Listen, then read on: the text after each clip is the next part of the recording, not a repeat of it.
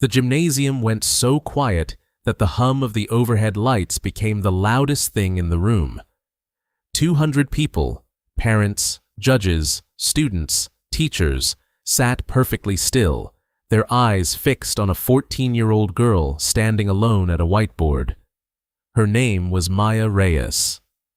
She was wearing a blazer that didn't quite fit, bought for $4 at Goodwill, and taken in at the seams by her aunt's careful hands. The whiteboard marker trembled between her fingers. Behind her, Vice Principal Donna Hartwell stepped back from the microphone, smoothed the front of her blazer, and waited. She had just told an entire room that Maya cheated. The words had landed like something dropped from a great height, in the interest of fairness to all students. That was how Hartwell had said it, her voice calm and institutional, as if she were reading from a policy manual rather than dismantling a child in public. She had spoken into the microphone as if Maya were not standing 3 feet away, as if Maya were furniture, as if Maya were nothing. The floor smelled of industrial wax. Someone near the back coughed. A folding chair scraped against the wood.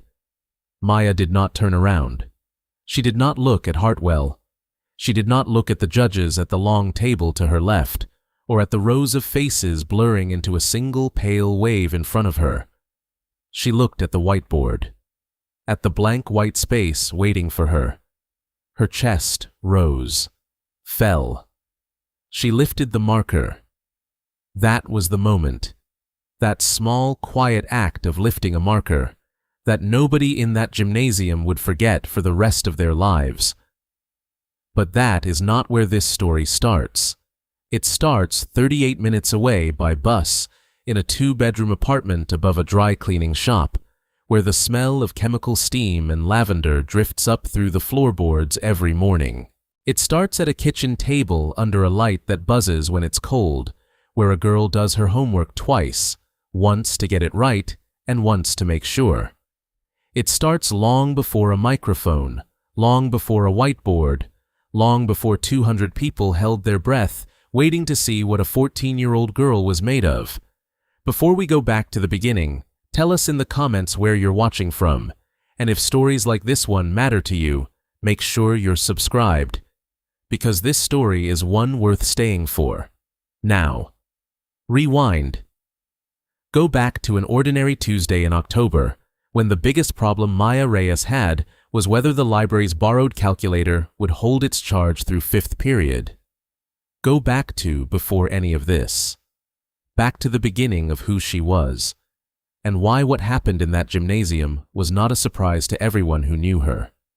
Only to the people who had never bothered to look. The alarm on Claudia's phone went off at 5:45 every morning, and Maya was always already awake. The fun is just beginning. Tell us what city you're from in the comments, and don't forget to like and subscribe. The tension is rising. Who's watching from where? Like and subscribe to the channel. More to come. Tell us in the comments who's from which country, and give us a like and subscribe. The plot thickens. Let's check our geography. Tell us where you are now, give the video a thumbs up, and subscribe. We're just warming up. Tell us where you're watching from, give the video a like, and hit the subscribe button. The climax is near. Share where you're from, like, and be sure to subscribe. Events are unfolding rapidly. Write your city in the chat, give it a like, and subscribe so you don't get lost. The juiciest part is yet to come. Let's get started. Get to know each other. Where are you from? Like and subscribe right now. The suspense is building.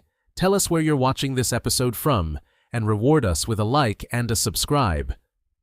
The excitement is running high. Tell us what city you're from now. Give us a big like and subscribe to the channel. She would lie still for a moment in the dark, listening to the dry cleaning machines start up below. A low mechanical groan that moved through the floor and into the mattress springs beneath her. The apartment smelled of chemical steam and something faintly floral, lavender mixed into the industrial heat that rose through the vents, whether anyone wanted it to or not. Maya had stopped noticing it years ago. It was just the smell of home. She dressed quietly. Dark jeans, a gray hoodie, washed so many times the cuffs had gone soft and thin. White sneakers she'd had for 2 years, the left sole beginning to separate at the toe. She pressed it down each morning out of habit, knowing it wouldn't hold. In the kitchen, Claudia was already at the stove, her hair pinned back, still in her work clothes from the night before. She worked 6 days a week at a laundromat 4 blocks away. Different from the dry cleaner below, though people always assumed. She never corrected them. Claudia said, sliding a plate toward the edge of the counter without turning around. Maya opened the refrigerator, stared into it, closed it. Maya picked up a mandarin orange from the bowl on the table and put it in her backpack. Claudia made a sound that was not quite a word. The kitchen table was where Maya did everything: homework, reading, the practice problems she printed at the school library because they didn't have a printer at home. The table had a scratch along one side shaped like a river, and Maya had traced it so many times with her finger that she knew every bend. Above the door hung a small wooden crucifix, dark with age. On the shelf beside the window sat 4 math textbooks, 2 from school, 2 she'd found at a used book sale for $1 each. She had read all of them cover to cover, some parts twice. The bus came at 6:22. 38 minutes to school, if the lights were good. Maya always sat near the back, second to last row, left side. She would take out whichever problem she hadn't finished the night before and work it in her notebook, the pencil moving in small, precise strokes. Other kids talked, played music through earbuds, slept against the windows. Maya worked. She had been at Jefferson Middle School for 2 years and 4 months. In that time, she had made 2 friends. One moved away in spring, and the other had a different lunch period. She ate at the end of the second table in the cafeteria, alone, with her thermos of rice and beans, and sometimes a single chocolate cookie her aunt wrapped in a square of aluminum foil. She never unfolded the foil carelessly. She always saved it. She was not lonely, exactly. She was contained. There is a difference, though from the outside, it can look the same. It was Miss Vargas who first understood which one Maya actually was. Miss Vargas had recognized Maya in the first week of 7th grade, the way a person recognizes a song they haven't heard in years. Suddenly, completely, with something almost like relief. She taught from the front of a classroom that smelled of old paper and jasmine hand cream, which she applied every morning from a small yellow tube she kept in her cardigan pocket. The cardigan rotated, green, gray, rust, but the cream was always the same. She had been a civil engineer for 22 years before she started teaching, and she approached mathematics the way she had once approached bridges, with total seriousness and a deep suspicion of shortcuts. Quote 3 she had asked Maya that first week, standing over her desk. Maya looked up. Quote 4. Ms. Vargas looked at the paper. She looked at it for a long moment. Quote 5, she said, and moved on. That was all. But Maya had felt something loosen slightly in her chest, something she hadn't known was tight. By October of 8th grade, Ms. Vargas had entered Maya into the state academic mathematics competition. The registration fee was $35. Maya had not asked where it came from.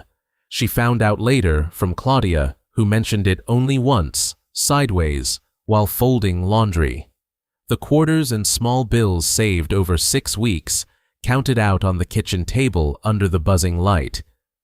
Maya didn't say anything. She just nodded and carried the feeling quietly, the way she carried most things. The list of qualifying students went up on the hallway bulletin board on a Thursday morning. Maya's name was third from the top. She read it once, then walked to class. She did not see Donna Hartwell stop in front of that same bulletin board 20 minutes later. Hartwell had been vice principal at Jefferson for 14 years. She wore structured blazers in navy and charcoal, and her office smelled of artificial lemon and old carpet, a combination that somehow suggested authority. On her desk sat a bowl of wrapped caramel candies she had never, in 14 years, offered to a student. Her certificates covered the wall behind her chair in matching frames, evenly spaced, as if measured. She read the list slowly. Her finger moved down the names. It stopped at Maya Reyes. She stood there for a moment, in the empty hallway, the fluorescent light humming above her. Then she turned and walked back toward the administrative wing, her heels clicking a steady, unhurried rhythm against the linoleum floor. That afternoon, she asked the front office assistant to pull Maya's academic file. Quote, 6, quote, the assistant asked. Quote, 7, quote, Hartwell said. She said it the way she said most things, evenly, pleasantly, as if she were simply being thorough. As if thoroughness were the same thing as fairness. She believed, genuinely, that it was. Ms. Vargas passed the office window on her way out that evening and saw the file open on Hartwell's desk. She paused, just for a second. Then she kept walking. But she did not go home right away. She sat in her car in the parking lot for a long time, her hands resting on the wheel, the engine off. The first sign was so small that Maya almost missed it. On Monday, 2 days after the list went up, she was walking to fifth period when she saw Hartwell standing near the lockers talking to Jordan Peck, a boy from her math class, one of the students who had also qualified for the competition. Hartwell had her hand lightly on the locker door beside him, casual, almost friendly. Jordan's shoulders were up near his ears. Maya slowed her pace without meaning to. She couldn't hear the words. She just saw Jordan glance in her direction, a quick, sideways look, and then back at Hartwell. Hartwell didn't turn around. She just nodded, slowly, like someone receiving information they had already expected. Maya kept walking. Her left sole pressed against the floor with a soft peeling sound at every step. By Wednesday, she felt it differently. In the cafeteria, the smell of industrial cheese and floor wax thick in the air, 2 girls from her homeroom stopped talking when she sat down. Not dramatically, just a pause. A small silence that closed like a door. She opened her thermos, ate her rice and beans, looked at nothing. That afternoon, Ms. Vargas was still at her desk when Maya came to return a borrowed protractor. The classroom was empty, smelling of old paper and the faint trace of jasmine. Ms. Vargas looked up from a stack of papers, and something in her expression shifted. Just slightly, just enough, Ms. Vargas said. Maya sat. Ms. Vargas set her pen down. Maya paused. Ms. Vargas looked at her for a moment. Maya's chin came up. Yes, I know you did. Ms. Vargas said it plainly, without decoration. I'm asking because someone else may suggest otherwise. The fluorescent light above them flickered once, twice, then held. Who? Maya asked. Ms. Vargas didn't answer that directly. She picked up her pen again, turned it once between her fingers. Maya said. Then, quietly, Ms. Vargas was still for a moment. She looked at Maya the way people look at something true that they wish were different. Quote, 22, she said again. Quote, 23. Maya walked home from the bus stop that evening through air that smelled of exhaust and coming rain. She thought about Jordan's sideways glance, about the pause in the cafeteria, about Ms. Vargas's face when she hadn't answered the question. She thought about her mother, who had died when Maya was 9, and who she remembered mostly in small details. The weight of her hand, the sound of her voice counting in Spanish, low and steady, like a song. She had always said patterns were everywhere, that the trick was learning to trust what you saw. Maya turned the corner toward home. She started keeping her scratchwork that night. The email arrived on a Friday afternoon at 4:53, while Claudia was still at work and Maya was alone at the kitchen table with a practice problem and the borrowed calculator from the library. The buzzing light overhead had been worse that week, a low, uneven flicker that made the numbers on the page seem to shift if she stared too long.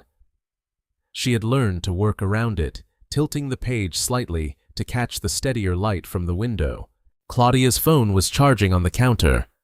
Maya saw the notification from across the room.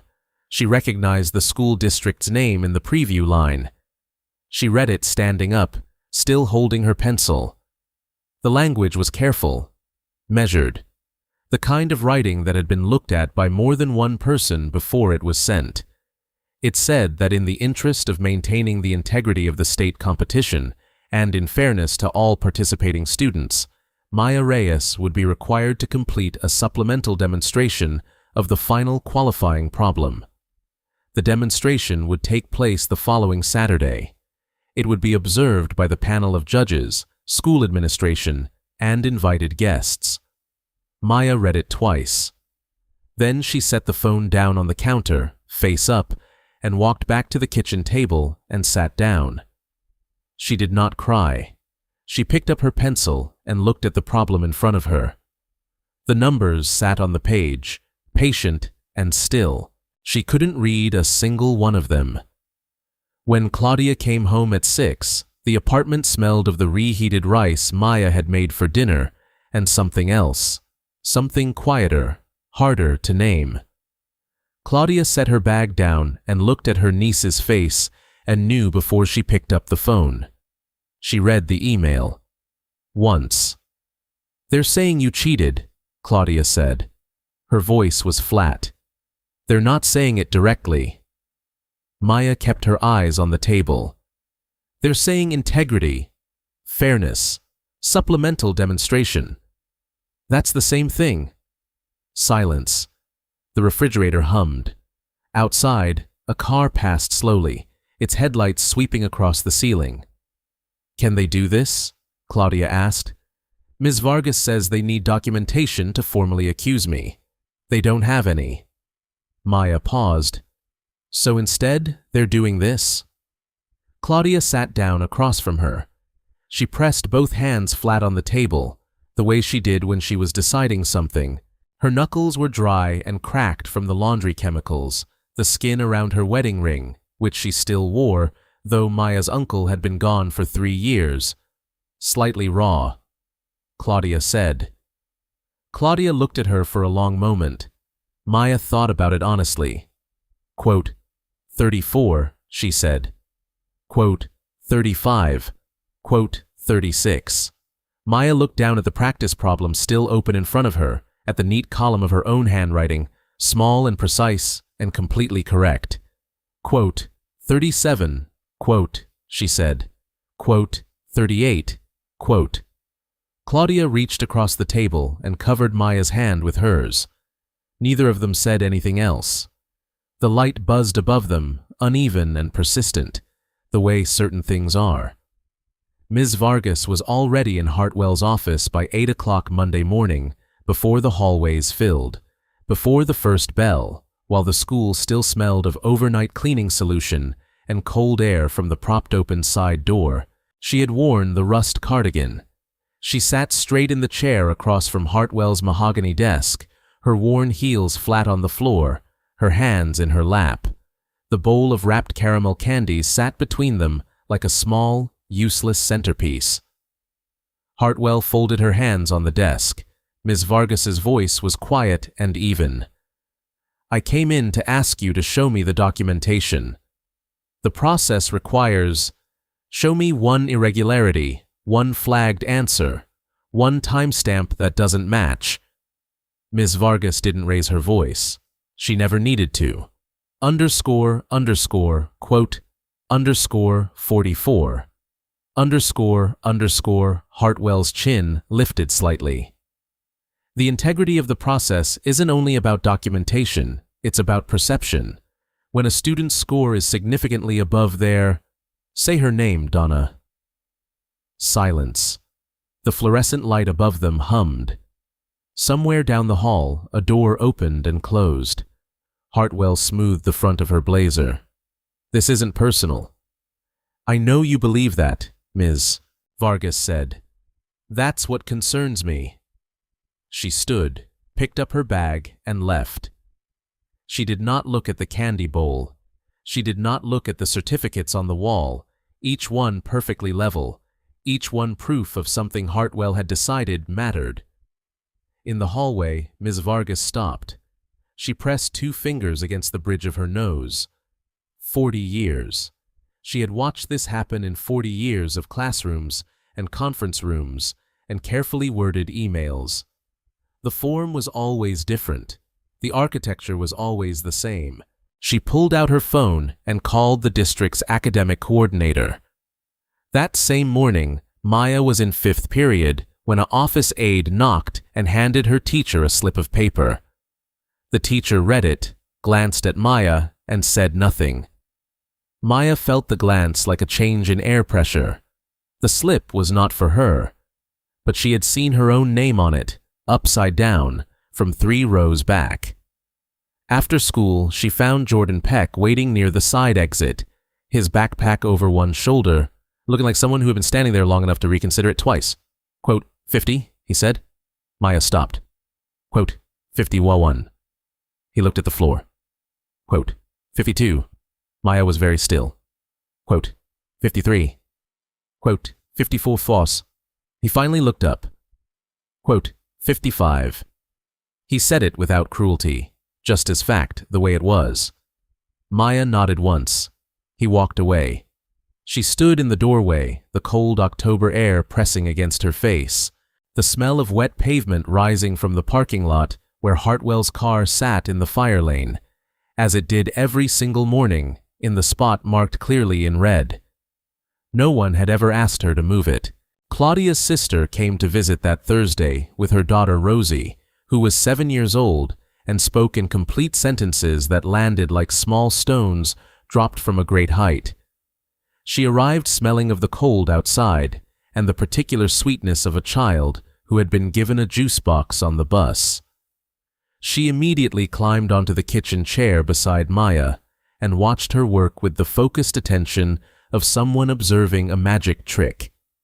Rosie asked, pointing at the scratch papers spread across the table. Maya said. Rosie considered this. Rosie nodded, satisfied, and rested her chin on the table to look at the numbers sideways. Maya almost smiled. In the other room, Claudia was talking to her sister in low, fast Spanish, the kind that meant something serious was being discussed and children were not the intended audience. Maya could hear the shape of it without the words, the pauses, the sharp exhale, the drop in register that meant worry. She kept working. Rosie watched her for another few minutes. Then, with the directness that only 7-year-olds possess, underscore, underscore, quote underscore, 64, underscore, underscore, Maya's pencil stopped. Someone thinks I might have made a mistake, she said carefully. Rosie frowned. Did you? No. So why do you have to prove it? Maya looked at her. At the small, serious face, the juice box straw still sticking out of her jacket pocket, the absolute certainty in her eyes that the world should operate on logic. If you already know you're right, Rosie said, why do you have to prove it to them? The question sat in the air between them, simple and devastating. Maya didn't have an answer. She picked up her pencil and wrote the next line of the problem, but the question stayed, settling into the room like dust after something falls. Later that night, after Rosie and her mother had gone, and Claudia was in the other room watching television with the volume low, Maya called Ms. Vargas. Ms. Vargas said, without greeting. Maya's grip tightened on the phone. Okay? They're making it public. Parents, judges, students. A pause. I want you to understand what that means. I understand. Maya. Ms. Vargas's voice shifted, still precise, but underneath it, something older and more tired. quote, 78, quote, 79, quote, 80. The line was quiet for a moment. Quote, 81. Maya pressed the phone against her cheek. The buzzing light above the table flickered once. Quote, 82, she said. She wasn't sure she believed it yet, but she said it. And sometimes that comes first. The night before the demonstration, Maya worked until midnight. The apartment was quiet except for the buzzing light and the occasional sound of Claudia turning in her bed down the hall. The scratch paper covered the kitchen table in careful rows. Each problem, each step, each answer written out fully, nothing abbreviated, nothing assumed. Maya had organized it by date, paper clipped into groups, the edges aligned. It looked like evidence, because it was. She solved the final qualifying problem one more time, just to feel it. Her pencil moved steadily across the page, 4 minutes and 11 seconds. She had timed herself so many times that the number felt like a heartbeat now, just something her body knew. She set the pencil down, looked at the answer. It was correct. It had always been correct. She picked up her phone and called her father. He worked construction across state lines and kept irregular hours, but he always picked up for Maya. Always. The line clicked, and then his voice came through, low and warm and slightly rough from the cold, carrying the particular static of a long-distance call made from somewhere open and dark. Mija. He said it the way he always did, like a complete sentence. Hi, Papa. It's late there. I know. She pulled one knee up to her chest. I have the thing tomorrow. The demonstration. A pause. The static shifted. You ready? I think so. She looked at the rows of scratch paper on the table. I know the work. I know every step. Then you're ready. What if they've already decided? Her voice stayed even, but her free hand pressed flat against the table. What if it doesn't matter what I do? Her father was quiet for a moment, not the quiet of someone without an answer, the quiet of someone choosing the right one. You scared? He asked. Yes. Good, he said. Scared means it matters. She exhaled slowly. Outside, a bus passed on the street below, its headlights moving across the ceiling like a slow sweep of a lighthouse beam. Papa, she hesitated. Do you think Mama would have known what to do? Another pause. Longer this time. Your mother always said you saw things other people couldn't, he said quietly. She said it when you were 4 years old. You were counting the tiles in the kitchen, and you found a pattern nobody else noticed. His voice was steady, but something behind it was not. She would have told you to go in there and show them exactly what you see. Maya pressed her lips together, nodded, even though he couldn't see it. Quote, 103, quote, she said. Quote, 104, quote. After she hung up, she sat for a long time without moving. The scratch papers fanned out in front of her. The crucifix above the door caught the light at an angle. The borrowed calculator sat at the edge of the table, its screen dark. She gathered the scratch papers into a neat stack and put them in her backpack between 2 folders so they wouldn't bend. Then she went to the closet and took out the Goodwill blazer, the one her aunt had altered by hand, and hung it on the chair so it would be ready. She pressed down the separating sole of her left sneaker one more time. Then she went to bed.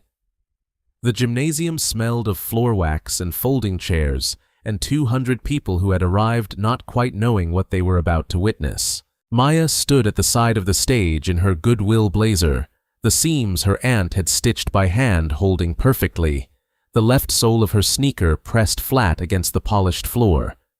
She had her stack of scratch papers in the folder in her backpack. She had slept 4 hours. She was ready. Hartwell approached the microphone at 9 o'clock exactly. She wore her navy blazer. Her voice was measured and institutional, the voice of someone who had rehearsed this. Underscore, underscore, quote underscore. 105, underscore, underscore. The room went still. Not quiet. Still. The particular stillness of 200 people holding something back. Maya walked to the whiteboard. Her footsteps were the only sound. The marker was on the tray, black, uncapped. She picked it up. Her hand trembled once. Just once. In the third row, Claudia sat with her hands pressed together in her lap, her knuckles pale, her eyes fixed on her niece's back. She had taken the morning off work. She had ironed her blouse the night before. Ms. Vargas stood at the far left of the room, near the wall, in her rust cardigan. She did not sit. She watched. The problem appeared on the screen behind Maya, projected for the judges, for the parents, for everyone. It was the same problem she had solved in 4 minutes and 11 seconds, alone at her kitchen table, under a buzzing light, with a borrowed calculator she hadn't even needed. She didn't look at the screen. She already knew the problem. She had always known the problem. She began to write. The marker moved across the whiteboard in clean, deliberate strokes, step by step, each line of logic following the last, the way stairs follow each other, exactly as she had described to Rosie. She wrote without hesitation, without erasing, without looking at the room. The gymnasium stayed silent. At the judges' table, a woman in a gray blazer leaned forward. Her pen had stopped moving. She was watching Maya's work appear on the board with the focused attention of someone watching something rare. 4 minutes, 11 seconds. Maya set the marker in the tray, turned to face the room. The head judge looked at the board, then at her colleague, then back at the board. "That's correct," she said. Her voice came out quietly, as if she hadn't meant to say it aloud. The second judge said, quote, 107. A parent near the back said something to the person beside them. Then another voice. Then the room began to move. Maya stood at the whiteboard and looked out at the faces. She found Claudia first, her aunt, pressing one hand over her mouth, her eyes bright. She found Ms. Vargas, who was already standing, who had never sat down. Ms. Vargas began to clap. Then one judge. Then another. Then the room rose, row by row, like something tipping past its balance point, and finally, fully, falling the right way. Maya looked at her own handwriting on the whiteboard. Every step, every line, all of it exactly right. Underscore, underscore, quote underscore 108, underscore, underscore. She said softly, to no one, to everyone. Hartwell remained in her seat, and the room, without discussion, without drama, simply moved its attention away from her, the way light moves when the angle changes, leaving certain things in shadow. Outside the gymnasium, Claudia found Maya in the hallway and pulled her close without a word. Maya pressed her face into her aunt's shoulder. She could smell the fabric softener from Claudia's ironed blouse, and underneath it, the faint trace of the laundry chemicals that never fully washed away. She didn't cry. She just stood there, held, for a long moment. "Let's go home," Claudia said. "Yes," Maya said. "Let's go home." That night, Maya called her father from the kitchen table. The scratch papers were still stacked neatly in their folder. The buzzing light hummed above her. Everything exactly as it had always been. His voice came through the static, low and steady. "Tell me," she told him. All of it. The whiteboard. The silence. The judges standing. She kept her voice even, but her hand pressed flat against the table the whole time, grounding herself in the familiar scratch along its surface.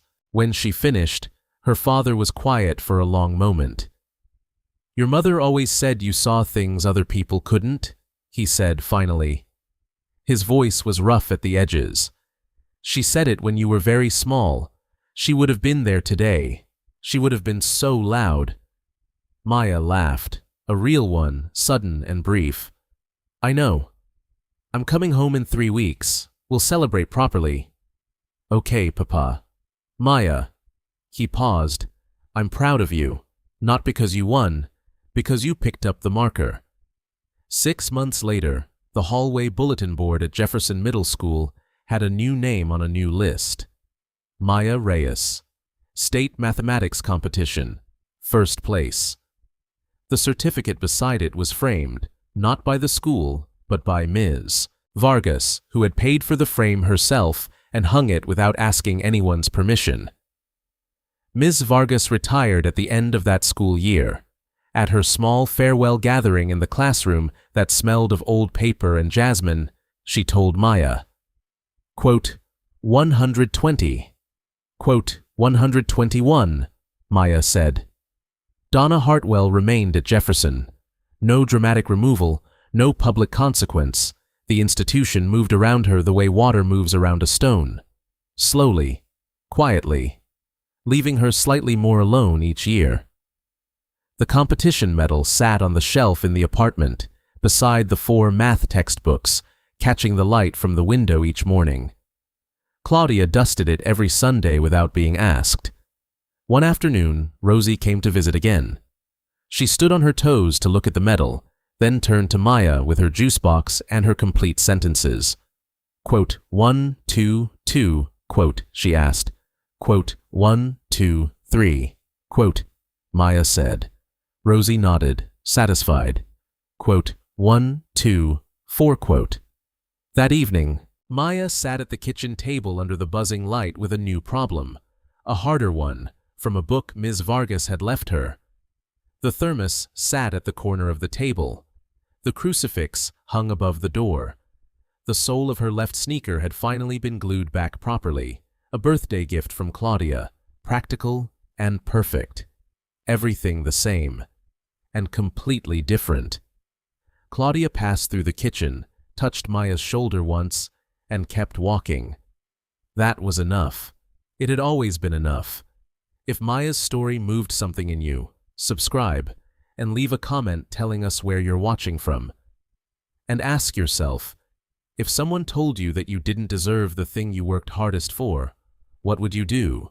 Subscribe for more stories about the people the world underestimated and the moments they refused to stay quiet.